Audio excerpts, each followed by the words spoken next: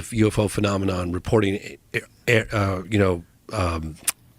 era, right? Mm-hmm. Like suddenly you get this massive sighting, which would happen today. We would have been covered by everybody's phones and whatever. Mm-hmm. But if the governor had come forward and said, "Yeah, we need to figure out what that thing is. I'm a former captain in the Air Force. I'm a pilot, and I saw it. And I don't know what the hell that thing was." Is there any footage of the actual thing, the triangle boomerang?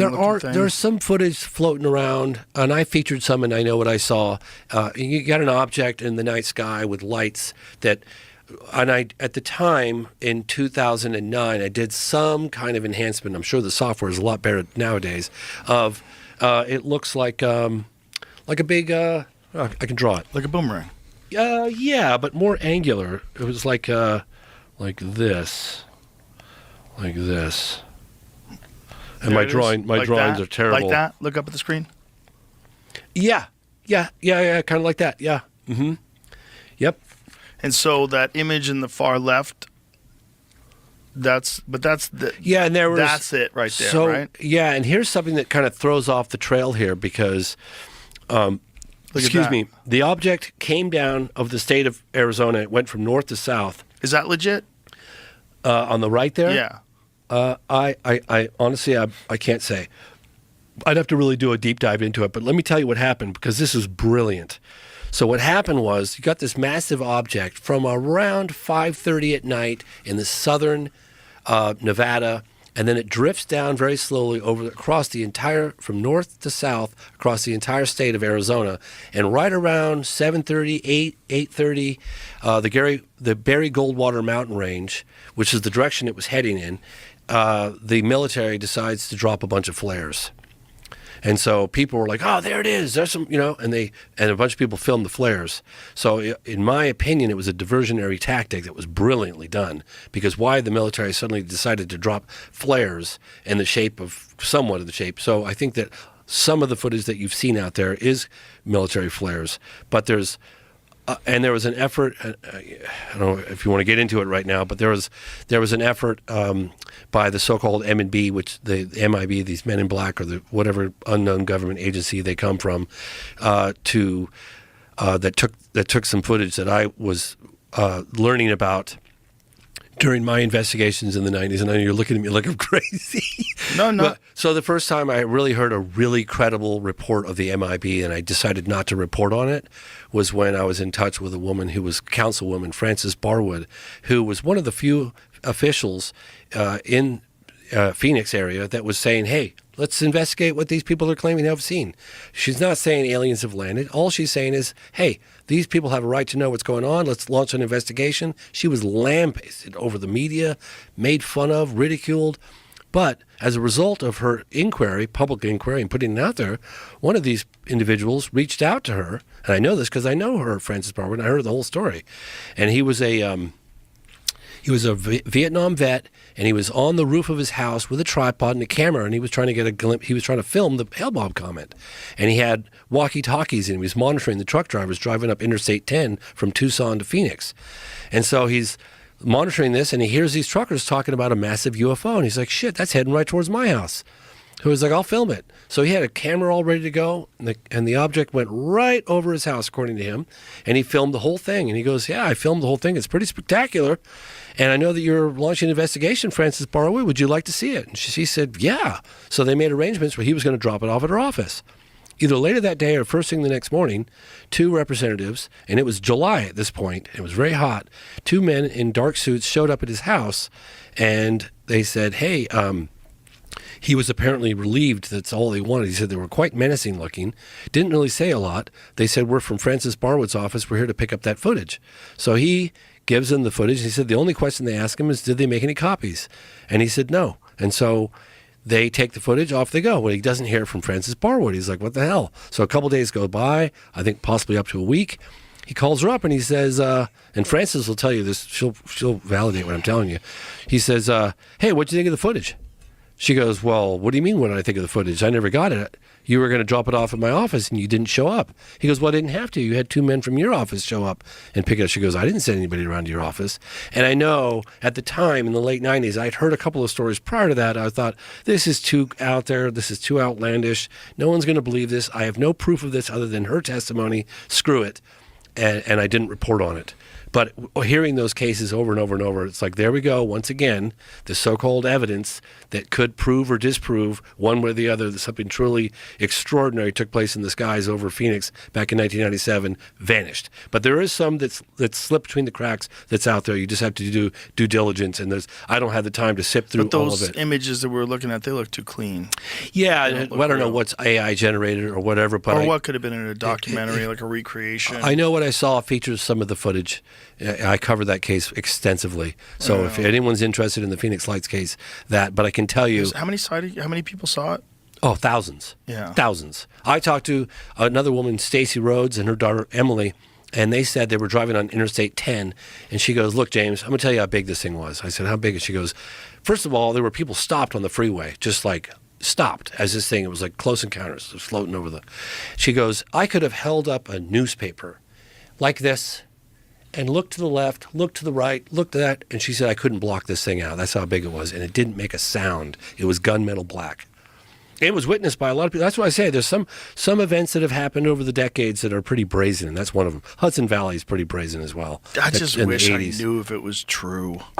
Well, when you get thousands of people saying the same thing, if you see thousands of people saying the same thing, including the governor, I know. You get so invested in it, and you go, "What happened?" The governor, was that? Yeah, the governor, same guy who came out with a fucking guy dressed up like an alien. I know, but I got him to come clean 10 years later. Yeah, but he's already not credible. Well, he already bullshits. He does. Well, he bullshits. He definitely bullshits. He definitely bullshits. You're right. There you go. Right. Yeah. But, so when someone bullshits about that, they might bullshit about anything. But true. Yeah. But I mean, again, I'm just playing devil's advocate. No, I hear you. I hear what you're saying, and he hasn't been in the limelight a while. Well. It's a good thing to talk about now. There's no smoke without fire. There is so much evidence in terms of eyewitness testimony and radar. Some photographic, not as much as we'd like, that something truly inexplicable is taking place in our airspace, right? For sure. Something that, after careful examination, something that, not because of a lack of data in some instances, but that after careful analysis and research, investigation, that comes out the other end and says, I can't explain this, this is going to have to be one of those unknowns or... falls into that 15% category of cannot provide a terrestrial or conventional explanation for. And those are the cases that I so desperately have been going after for a long time. So is all this disclosure and all those discussions on television now and all these meetings and hearings, you think we're on an accelerated path? Do you think this is all good, right? I'm convinced of it, yes. But do you think that there's a real possibility, like within the next few years, that they just completely drop all the bullshit and come clean about this stuff? Or would it take some sort of extraordinary event where they had to admit it? Something much bigger than this drone thing? Well, in some respects, there has been... I remember I interviewed this guy, Nick Pope, at the MOD years ago, and I was like, this is at a time when we were pushing for transparency. France was releasing previously classified documents on UFOs, les ovnis, as they'd say. And the MOD followed suit. They were releasing previously classified documents, slowly putting it out there. And at the time, it was rather exciting. I just did a big event at the National Press Club with Leslie Kean, and it was like this whole movement. It was like, oh my God, it's happening, right? Mm-hmm. But it kind of petered out a little bit. And I remember asking this guy that used to work the UFO desk at the MOD, Nick Pope, and I said, Nick, do you anticipate any type of disclosure? This is like 2009 or something, 2008, 2009. And he goes, James, no. He goes, it's going to be disclosure with a small d, not a big D. It's going to trickle out slowly. You condition people, get people prepared, test the waters. One of the things that we explore in the program, and I'd never done that, is the politics of disclosure. It's a far more complex. Let's just suspend judgment for a moment and assume that it's real, okay? That there really is an NHI, or non-human intelligence aspect to the phenomenon, right? Let's just suggest that's real. Now, how do you disclose that to the general public? What about the impacts on organized religion? What about the impacts on financial institutions? What about the fact that we'd have to confess that we don't have full control over this? I mean... Those are real considerations. And it's not just the United States, right? This involves the planet. This involves all the humanity. I wanted to ask you about this. Do you see what I'm saying? Like, yeah. Oh, but I do. It's I more do. I totally understand more it. complex than you think. Oh, I totally get that.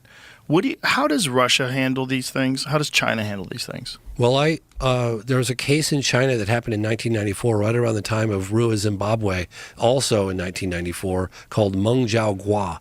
And it happened in the Black Mountains, and it was a landing, alleged contact, close to kind of the third kind. It's funny because it happened right at the same time of Africa, similar message that was conveyed. I went to China. I met with an active general in uniform, talked openly about the UFO phenomenon. Mm-hmm. They were pretty open. I went to Russia in the late 90s, and that was right before Putin. It was right around the time when Putin was coming in, and that was a period of openness. And I went to Star City, Russia. I interviewed a cosmonaut, Pavel Popovich, a number of generals, and they were very open about it. In fact, they said to me at the time, if you're here to discuss whether or not the UFO phenomenon is real, the door's right over there. We're here to create an international coalition, an international exchange of information, and to talk about the implications of the phenomenon, which I thought was amazing. This is like 25 years ago, right? So now I don't know if things have changed since Putin's been in office, but that was back in the late 90s. I mean, there've been congressional hearings in Brazil. Mm-hmm. There's been an effort. I mean, shit, they had hearings back in 1978 at United Nations that Lee Spiegel put on, So there's been an ongoing effort for this stuff to come out. I just think it's different this time. To me, it feels like they're not gonna. There's too much momentum behind it at this point, and there's so much legislation that's written. There's too much that's come out, and it's too important. Look, whether you believe it or you don't believe it, if you can just imagine for a moment, if it is true. And if the U.S. government does, in fact, have irrefutable evidence that we're not alone in the universe, that's so significant that we all have a right to that information and that we should continue to support this unprecedented push for transparency with our elected officials and get to the fucking bottom of it. Why not? Everybody agrees. Right? Yeah, I think everybody agrees. I think the general public, no one's going to disagree with you about that. Yeah, and the new administration's coming in. There's, there's Ratcliffe and Rubio. I'm telling you, Rubio knows a lot. I know that. How do you know he knows? Because I've talked to people that have debriefed him and been in the room with him during You haven't talked to him? No, I have not. No, I have not. But I talked to people that were in the room when he was being briefed from first-handers. I'm told that there were, I'm going to say right around 12 first-hand people that have had behind closed doors meetings, firsthand people that are concerned about their secrecy, concerned about their safety, concerned about the implications of them coming forward and going public. That they don't quite have. And this comes from very good source of information. That the witness protection program and the legislation that they've created around that is not quite there yet. It's getting closer. They need to continue to work on that. You don't mean like witness protections program, like put them in whistleblowers. hiding. They have whistleblower protection. I'm so sorry. I meant to say that. Yeah. Excuse me. Yeah. Whistleblower protection is not quite in place. One of the things I really wanted to mention is that there is a gentleman, a young man who's 30 and he feels like he's old. His name is Jesse Michaels, and he's got this new show called American Alchemy. It's a couple years old. Why does he feel like he's old? Because, when you're 30, you feel like you're old. Really? Well, I did. When I turned 30, I was like, I'm 30, because just 10 years earlier, I was almost 19, right? Mm-hmm. Or 11 years earlier, I was 19. Right. You go from a teenager to suddenly you're 30, you always think like 30. And I was talking to him not too long ago, Jesse, and I said, he's like, yeah, I feel a little old. I was like, dude, you are just getting into your prime, baby. This is rock and roll time. But I really wanted to, this is a guy who's young.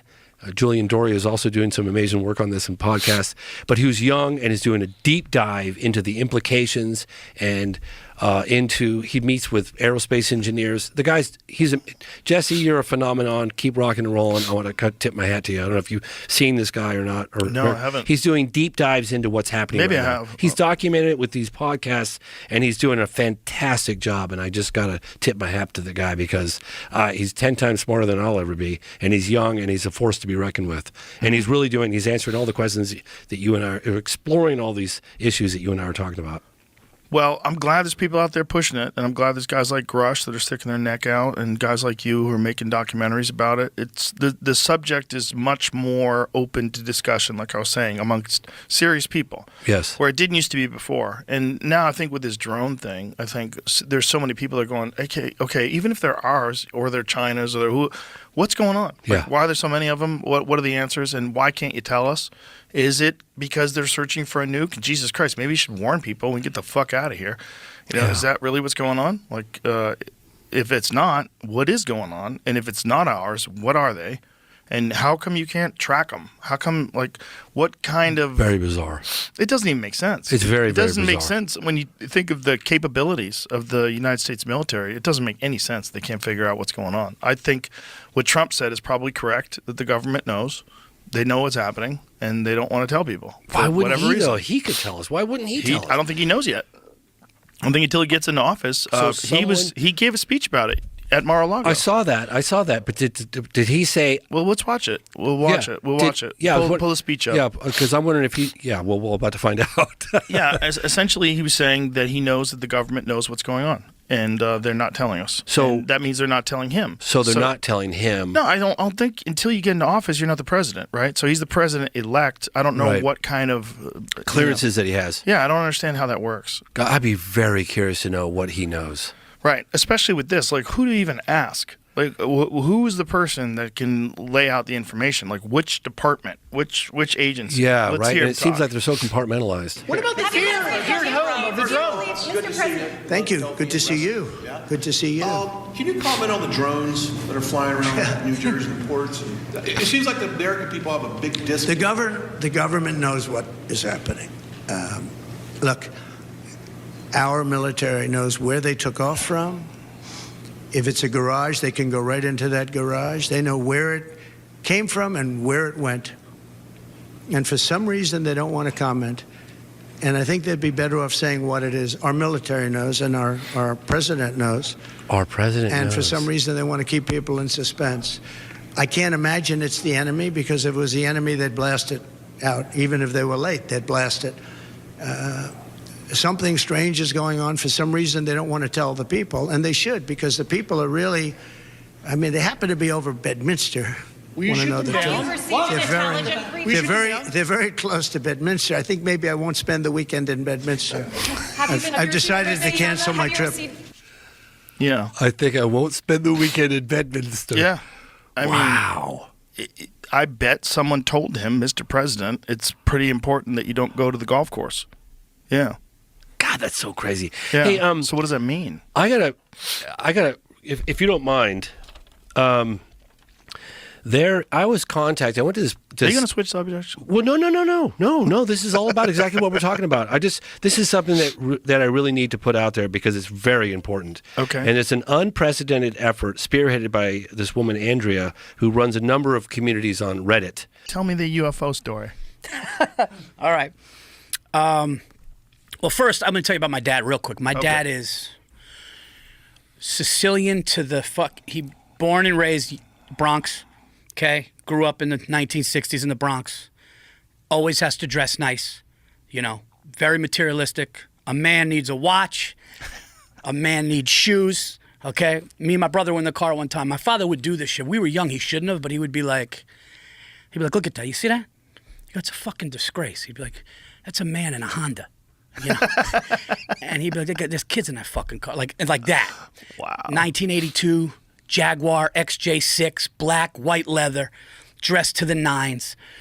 Everybody's crazy but him. Fuck them, they're crazy. Fucking right. So, tells me and my brother a story. To this day, the story's not changed, and he told me he wished he never saw what he saw. 1973, my mother is pregnant with my older brother, Christian. He's 5 years older than me. Okay, so she's pregnant with him. They're outside in Yonkers. There's a little grass lot. And my aunt, grandmother, and mother are out there, and they're screaming, Tommy, you got to come out here. You got to come out here. So the way my father tells the story, he goes, I'm watching TV. What the fuck? I don't want to be bothered. He goes, I go outside, and he said, Paul, he said, sitting where I could throw a rock or shoot my gun at it, there is a fucking, and the way he said flying saucer, which is fucking hilarious. But he goes, it's a fucking flying saucer. He said, it's got a blue tint around it. Little portholes, but you could barely see. Quiet as can be. And he said they were all, and he said the time was weird. The time of night was weird. It was like that weird time where the sun's going down. You don't know. He said the timing of it was weird, and he said his time perception during it was something was off with the time. And he said he thought He said, holy shit, I could fucking shoot my gun at this thing. But then he goes, then I freaked out because I don't know if this thing's reading my fucking mind. So I went inside because he thought that it might have been. So he went inside, he looked again, he went outside. They looked at it, they were stunned. And he said, like that, it turned into a dot in the sky. He said, like that, it turned into a star, like that. And he says, to this day, exactly the same thing. He goes, Paul, I always used to think those people were fucking nuts. He goes, all those people, I thought they were fucking hillbillies somewhere in the Midwest just trying to get attention. He goes, I know what the fuck I saw. And he goes, and I wish I didn't see it because I still dream about it and I know what the fuck I saw and I know it wasn't from here. That's 100% true. What year was this? 1973. 73. And then I Googled 1973 Yonkers and many people saw something. But it was right above them. Look at this. Man says 1973 UFO incident turned life upside down. Mm-hmm. Wow. I'm not surprised. No. That thing, it probably looked just like that. That one right there. That's what. Yes. Yeah. When it's funny because when he describes it, it looks like that. Like in my mind, that's what he said it looked like, and that's what I always thought about that right there.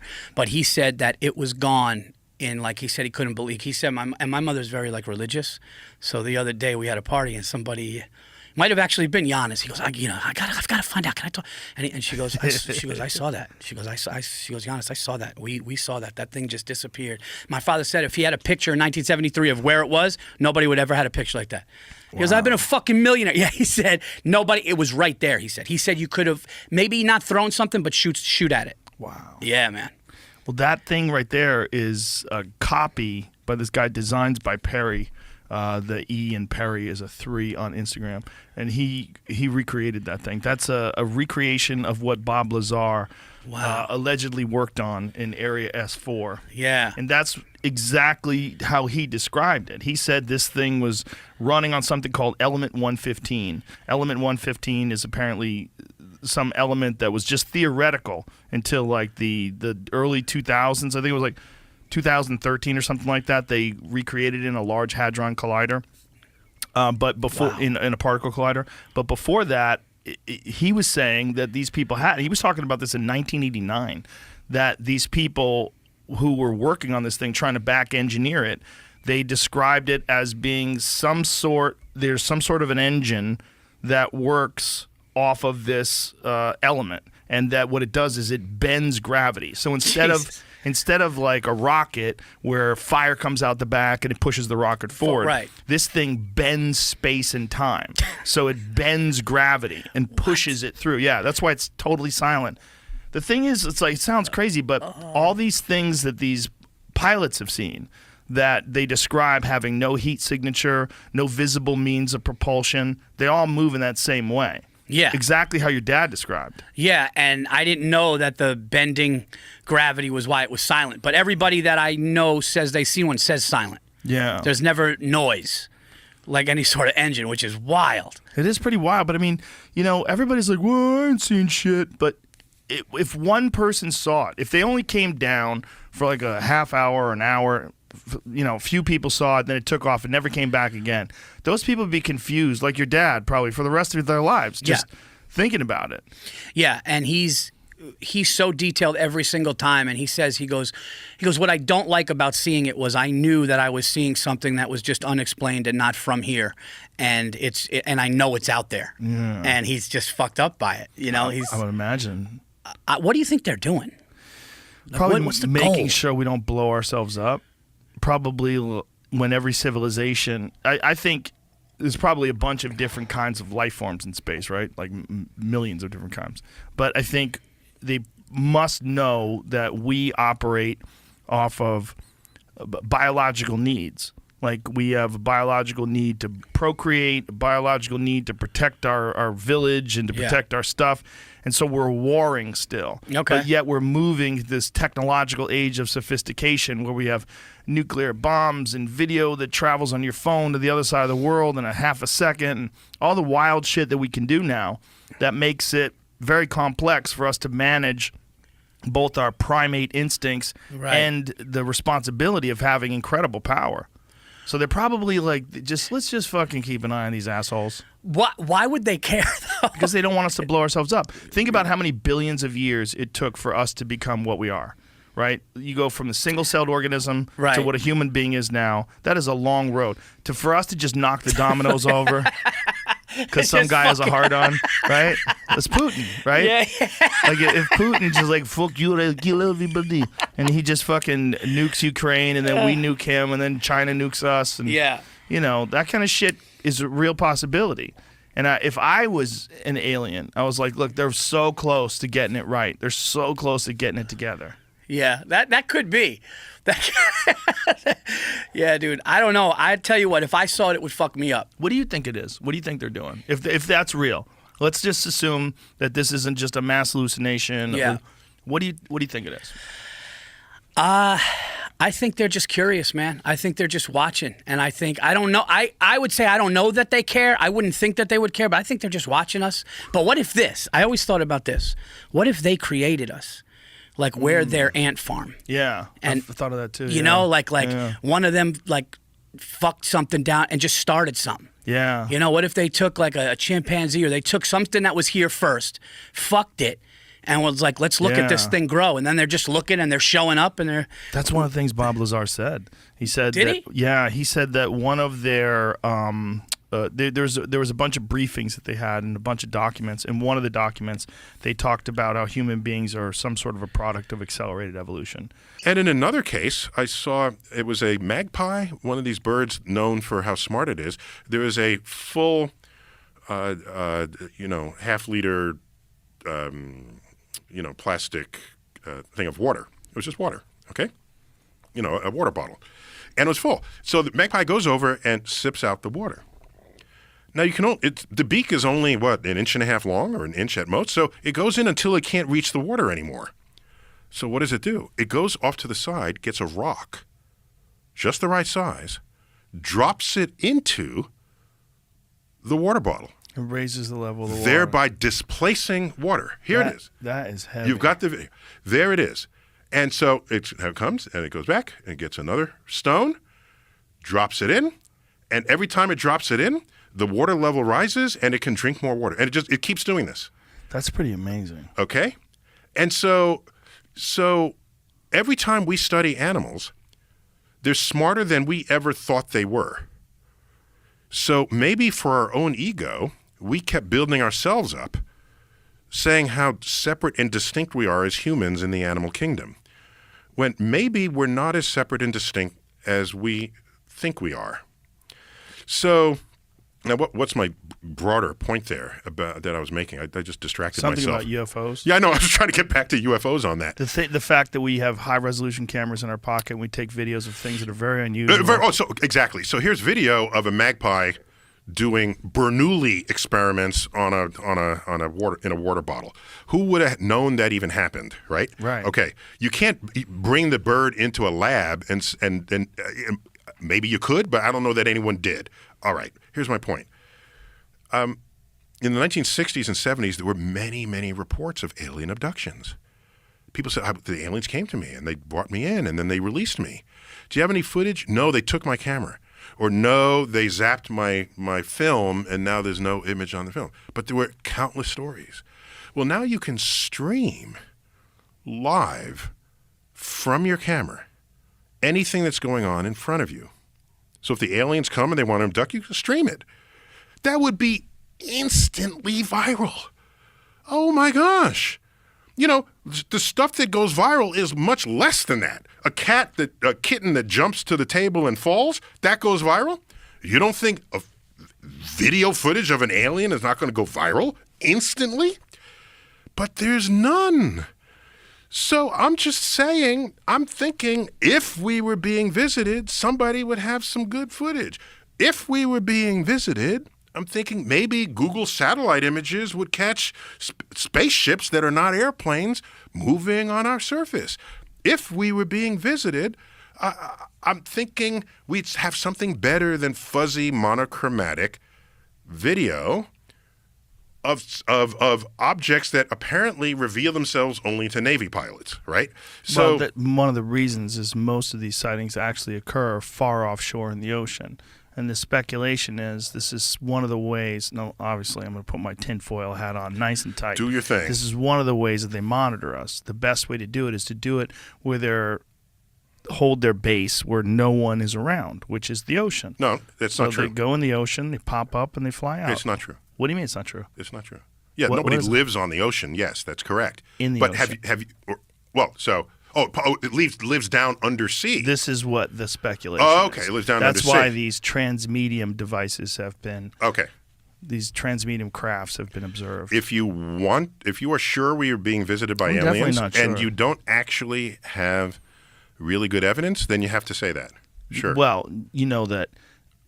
You have to say that. You have to say this is really happening, and they're observing us, and they're concealing themselves in this particular way. You have to say that.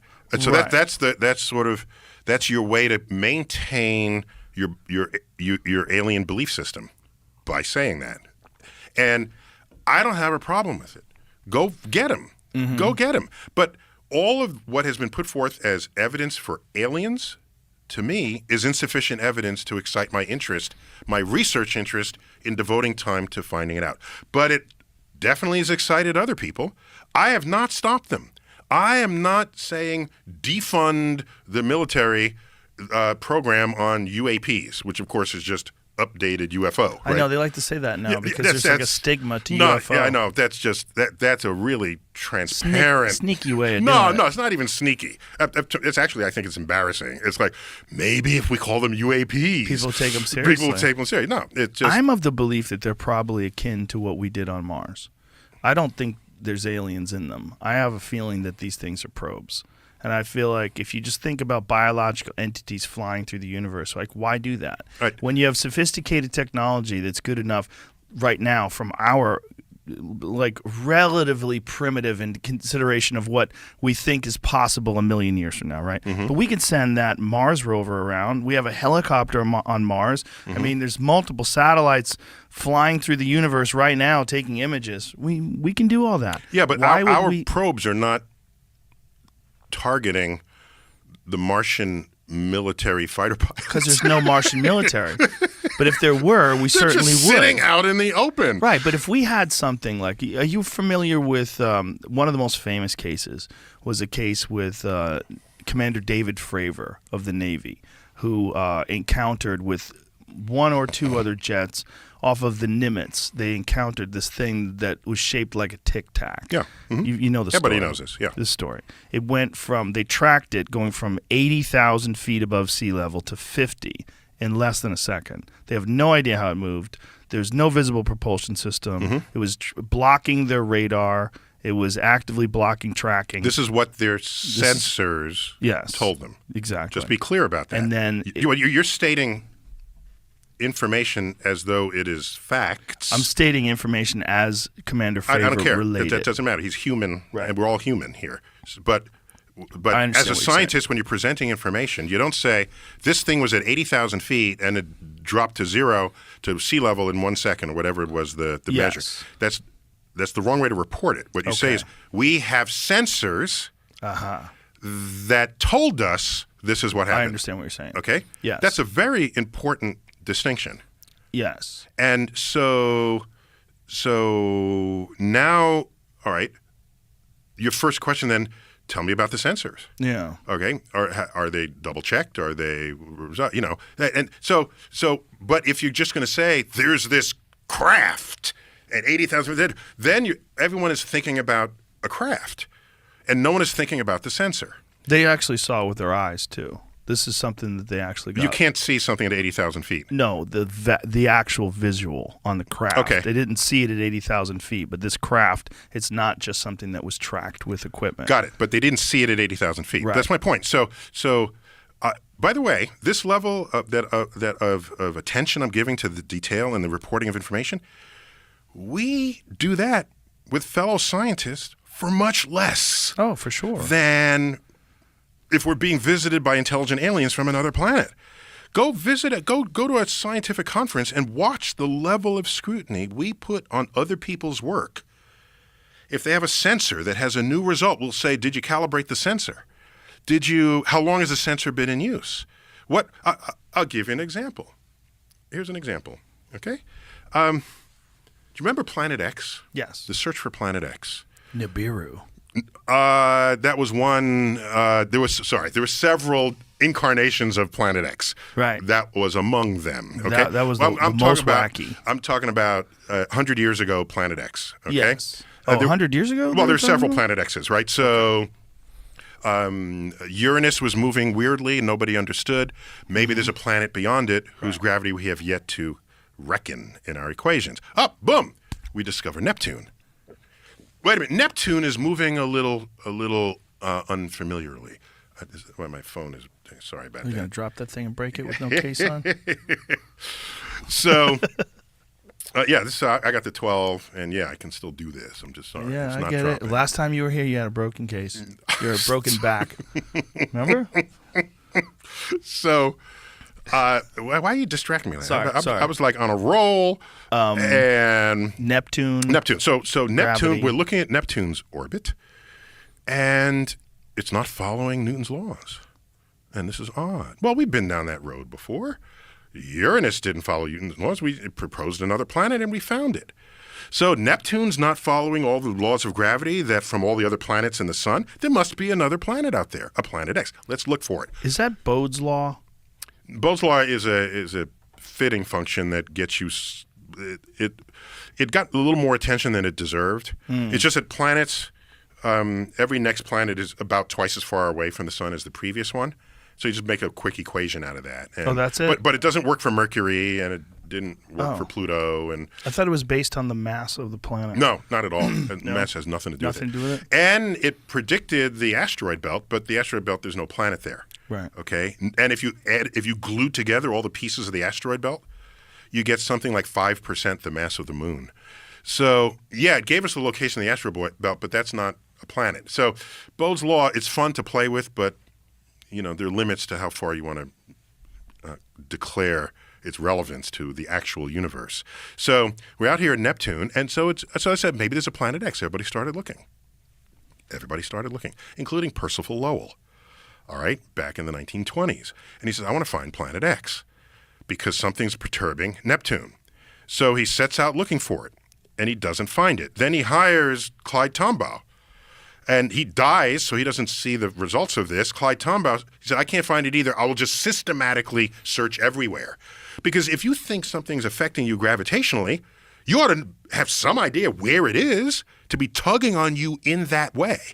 All right? That's not some kind of weird... It's like you're moving differently. Where must the thing be to tug on you so that you're moving in that way? Right. No one could find such a Planet X. So Clyde Tombaugh said, it's got to be out there somewhere. I will systematically image the entire sky. All right?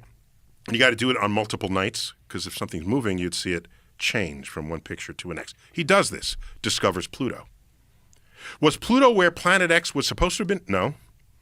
Was Pluto the mass that Planet X should have been? Everyone assumed it was.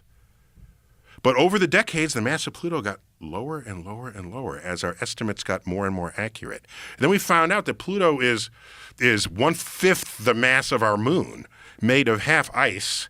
And this is why Pluto got into trouble later in the 20th century. It's not because we had some vendetta against Pluto. Pluto just never belonged in that list to begin with. That's really how you need to think about it. Anyhow, there's still the matter of Neptune's orbit. Pluto did not have enough mass to make those changes. So the search for Planet X continued. So what happens? All right. 1993. A colleague of mine named Miles Standish. Okay? He's probably related to the Miles Standish on the Mayflower. He is an astrophysicist, looked at all of the data people were using to say Neptune's orbit was crooked. Looked at all the data. Then he found out that at one particular observatory, was it the gearbox or the timing mechanism, had just been cleaned or swapped out. Or there was some, because in the observing log, you write down everything because you just don't know. Okay, was there a glitch in the current? Was there a bird fly over? You make notes of everything. One of the observatories whose data was being grafted together with the other observatories had this sort of gearbox. I don't remember if it was a gearbox. There was some mechanical adjustment that was made. He said, I wonder if that had an effect on the positioning of this telescope. He removed those data from his analysis and fitted data to all the other telescopes that he had for the positions of Uranus, of Neptune. When he did that, Planet X evaporated in that instant. In that instant. There was no Planet X. All the other data, when he connects across, removing the data from the one where the observing log said they did something different, Neptune fell right on to Newton's laws. And so since 1993, there is no Planet X. And Pluto, and were it not for that, we probably would have been a long time before we discovered Pluto because no one would have looked for it. They found another like. Let me just finish Pluto the lesson there. Okay. The lesson there is you have information that you think is correct from your sensors. This was an observatory, a fine observatory. And you're going to say, this observatory says Neptune is misbehaving. But then you learned there was something wrong with the data. You throw it out. So I'm trying to say this happens all the time in science. You have to be careful what you're analyzing before you declare that what the thing measured is true, and then realign all your resources to address what you think is true when it might have just simply been a glitch or multiple glitches or anything. And we do this all the time in science. But I mean, again, how do these systems really work? So this is my kind of conspiracy detection kit. The grander the conspiracy theory, the less likely it is to be true. Like say Volkswagen cheating the emission standards in Europe. That's a very specific conspiracy theory. Turned out to be true. They really did do that, and for obvious reasons, profit motive, right? But so if you scale up from that, they're trying to control the entire European economy or something like. Well, no, that's too big. That's just trying to make money. They're just trying to make money, right? So, the more people that have to be involved, the more elements that have to come. People are incompetent. People can't keep their mouth shut. For the most part. For the most part, yes. Now, to be fair to the other side, if you read about the development of the U-2 spy plane and the AR-71 Blackbird, this was done in Burbank, near where you used to live. And that's right in the heart of L.A. How did they do this for all those years and nobody knew about it, right? Well, they were acting on the interests of the government. They were trying to be patriots. They kept their mouth shut because they were trying to win a war against the evil others. Right. So, again, like with the recent UAP sightings, what I want, my initial response is the SR-71 Blackbird was, before it was declassified, there were commercial pilots going, oh my God, there's something going 3,000 miles an hour, 50,000 feet above me at 30,000 feet. This is impossible. We don't have anything like that. Well, actually, we did have something like that. Yeah. So I suspect that that's what you think some of these UAP, I think in a decade or two, we're going to find out, we had these incredible drones that could fly at these speeds. And I tend to lean towards that as well sometimes. I go back and forth with it. I had Ryan Graves on recently. I saw that. It was a fascinating conversation because the way he was describing things with no visible means of propulsion, no technology that we currently know is available could act in the way those things are acting. I wonder if that is what it is, if they have some sort of very advanced drones. And the fact that they seem to be transmedium, they seem to be able to enter into the ocean and then leave the ocean, I wonder if that's something that we have, because these things, they're... one of the ones that he described is like a translucent circle with a black sphere inside of it. Right. And that when they updated their radar systems in 2014, they started seeing them all over the place on their systems. And that these people spotted them visually and that they were behaving in a way like at 130 mile an hour winds or completely stationary. I wonder if those are super advanced drones. Yeah, another problem with these videos is that they're very grainy, blurry. You can't quite make out what's going on. Like the one that it looks like it goes in the ocean, comes back out. It's not clear that it goes in the ocean because the horizon in the ocean is so blurry, right? So I'm a member of this Galileo project at Harvard, run by Avi Loeb, the head of the astronomy department. I had Avi on. Yep, I know. Yeah. And he's raising money to put cameras, high resolution cameras, all over the world, particularly in the places where people like Graves say when Graves told you, we saw these things every day, it's like every day. Yeah.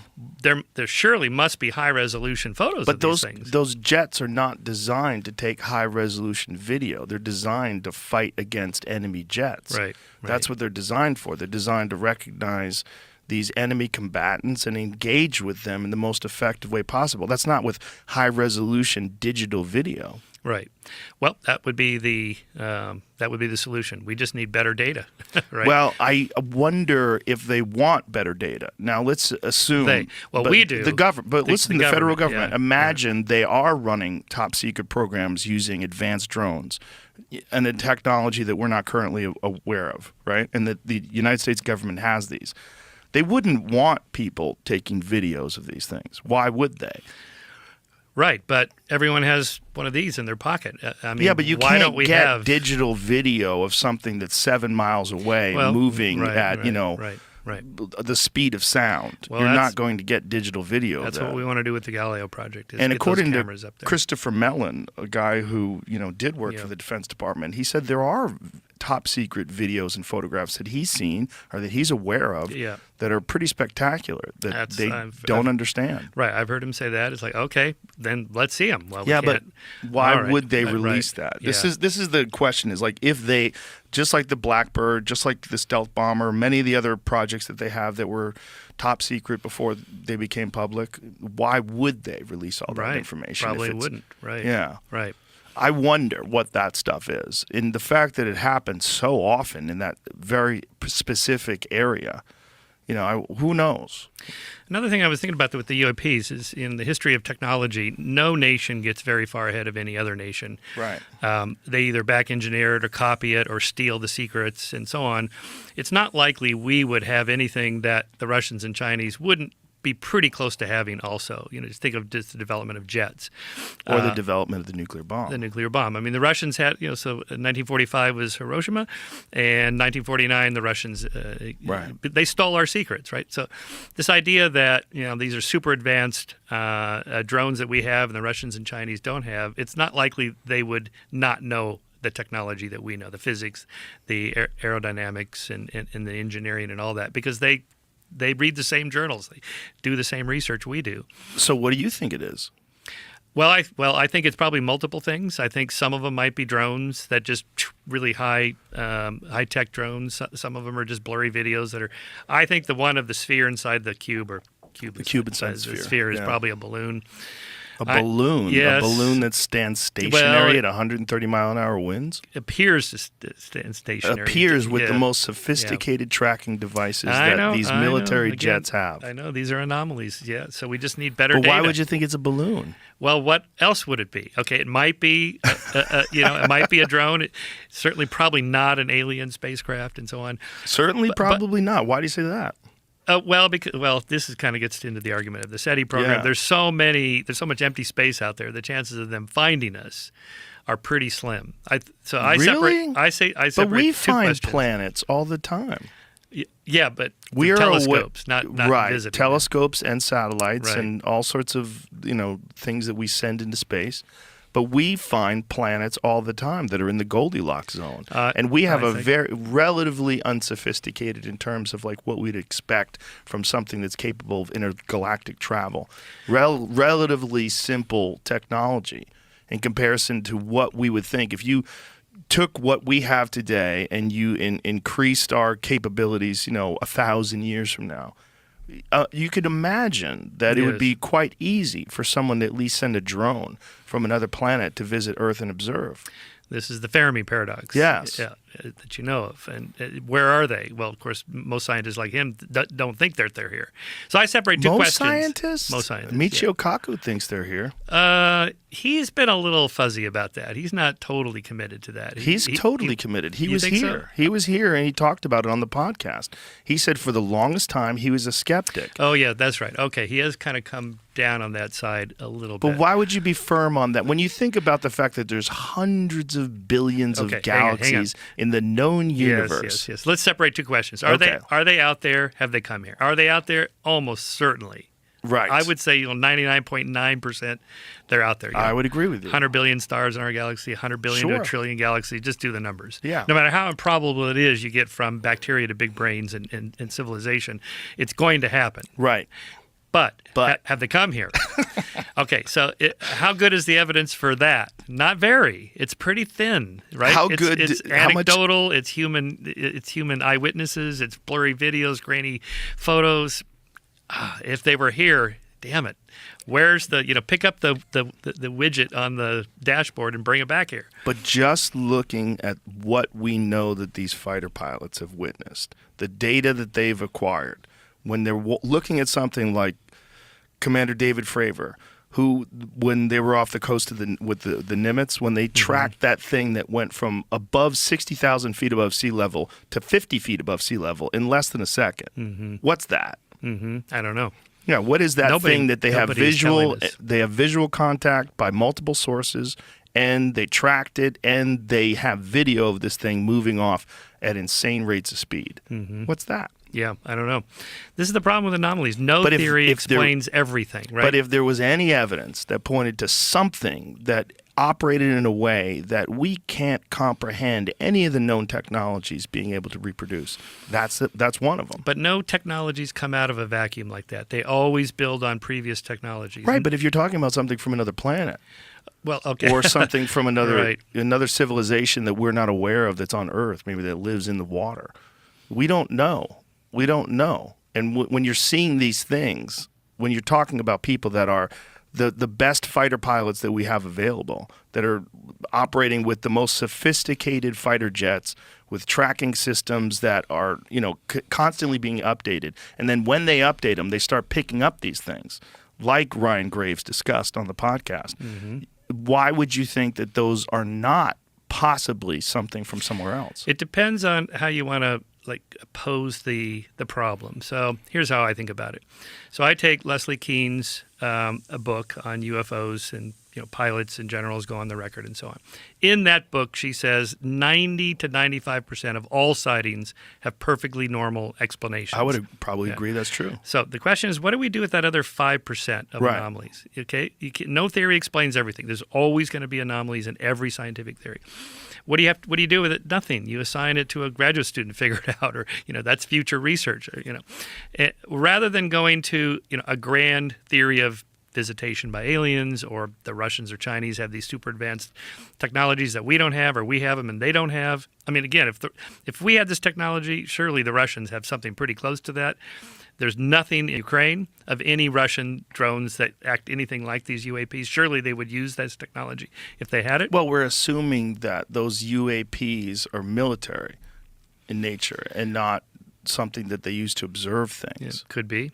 I mean, why would we assume that these things, if they're away and they're just some sort of a device that can travel at insane rates of speed, why would we assume that those things can launch missiles or act in a military capacity?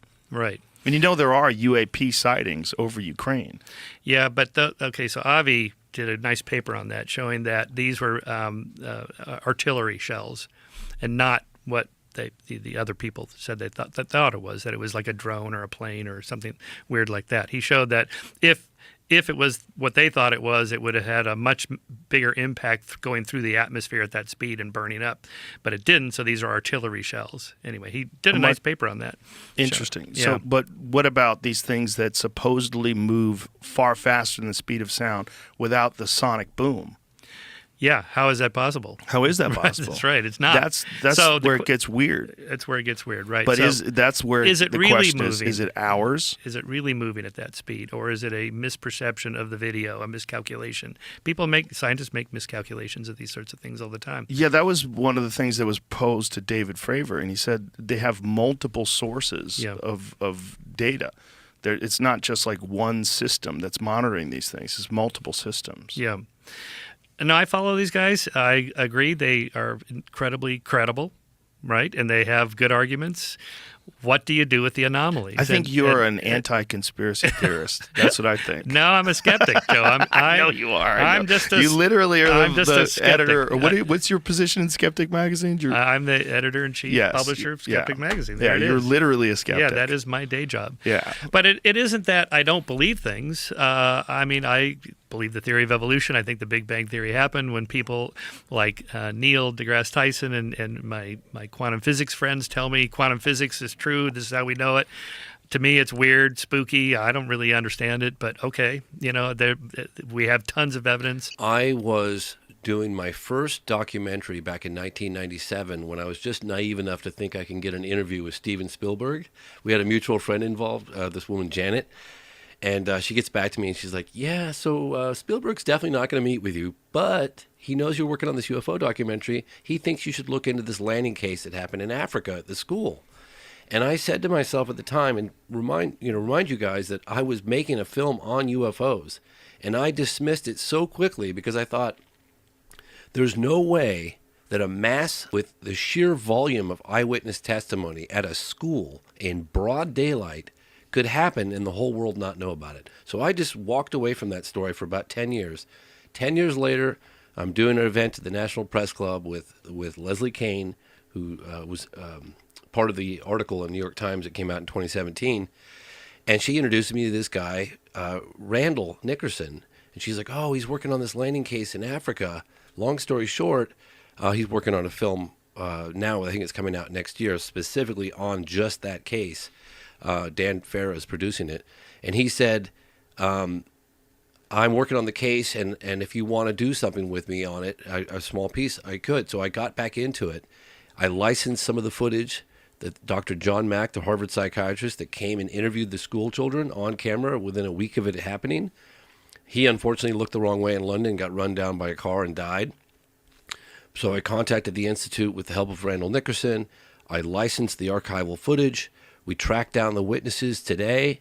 We flew them in from all different corners of the world, brought them together. A lot of them were standing right next to each other. They came face to face, and one of the things I've realized was that there were roughly 100 kids in the playground, broad daylight, aerial school, Rua, Zimbabwe, 1994, and they got within arms, some of them within arm's length of these beings, and brought these witnesses together for the first time in 20 years. And a lot of them hadn't even told their significant others, just because they said they were tired of having to defend this. And I myself didn't believe it when I first heard about it back in 1997. And that segment of the film is the most, in my opinion, is the most powerful segment, because it's very compelling. You've got all these children saying what they saw on camera after it happened, and then you see them 20 years later, and then we go to Africa and we meet with the headmistress, or she was a teacher at the time. We meet with other witnesses. We go to the landing site. We talk to people at the school.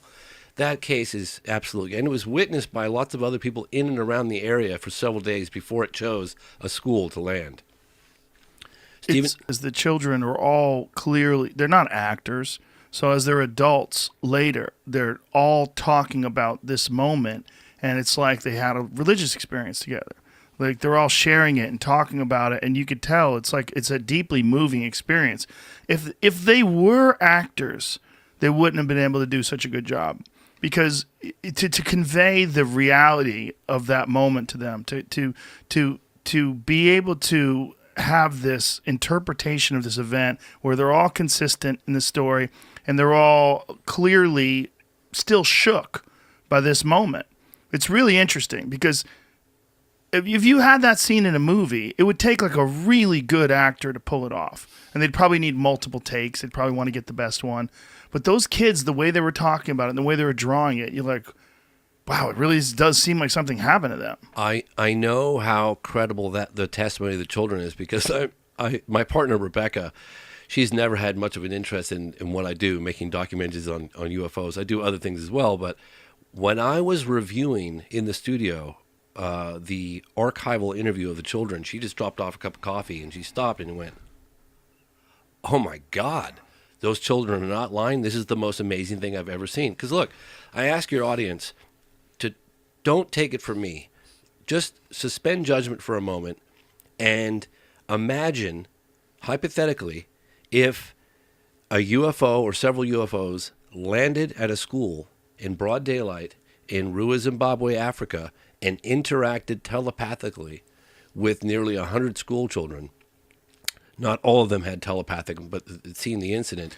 How significant of a story would you give that? Well, not only that, they had the same message. Yes. But the telepathic message was that technology is a real problem. Yes. And there's things that people are doing with technology and they were trying to relay this to children, which is very strange. Yes. You know, Yes. I mean, maybe they just thought they were adults because they were the same size as the aliens?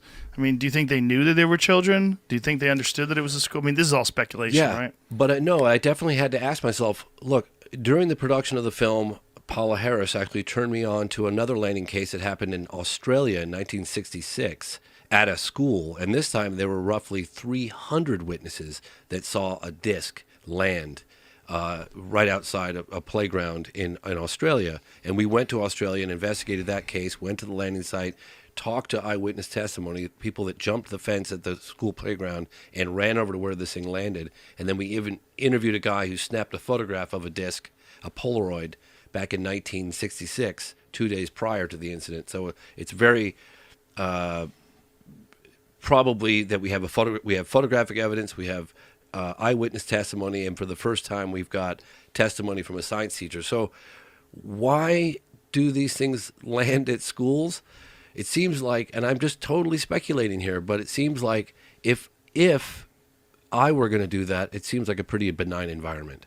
We've had testimony from military guys that we take a fairly hostile position towards things that penetrate sensitive military installations. And, so maybe, I'm just saying maybe It's safe. Maybe it's safe. Maybe but it's we safe have to stop reacting to intrusions by UFOs as a threat. I mean, that's the whole thing behind this new task force.